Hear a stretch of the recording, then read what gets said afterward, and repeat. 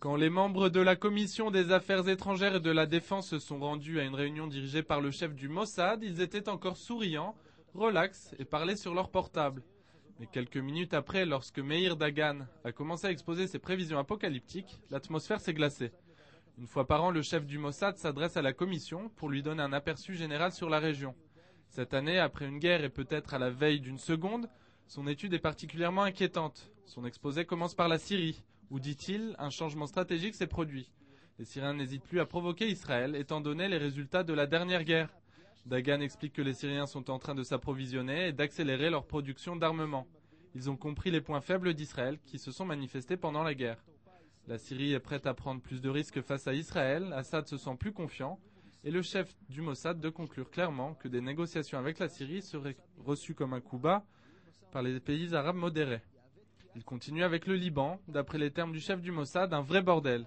Pour ceux qui se posaient encore la question, le Hezbollah est toujours en place, le transfert d'armes de la Syrie au Liban se poursuit, personne ne tente de stopper ce processus, les membres du djihad mondial se multiplient au Liban. En d'autres termes, le tableau sur le front nord n'est pas rose.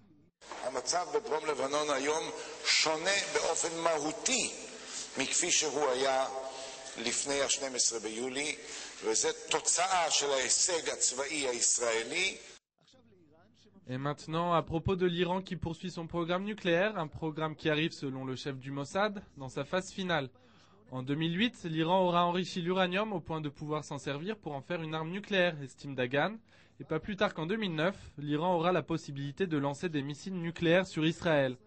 En Irak, la situation n'est pas meilleure et Dagan de mettre en garde contre un retrait précipité des Américains qui ne ferait que renforcer le djihad islamique. Et comme pour nous déstabiliser un peu plus, il ajoute qu'Israël se trouvera en première ligne pour Al-Qaïda. D'un autre côté, rien ne semble bouger en Égypte, le régime du Caire est stable et aucun changement substantiel n'est prévu, même en cas de départ d'Hosni Moubarak de la scène politique égyptienne.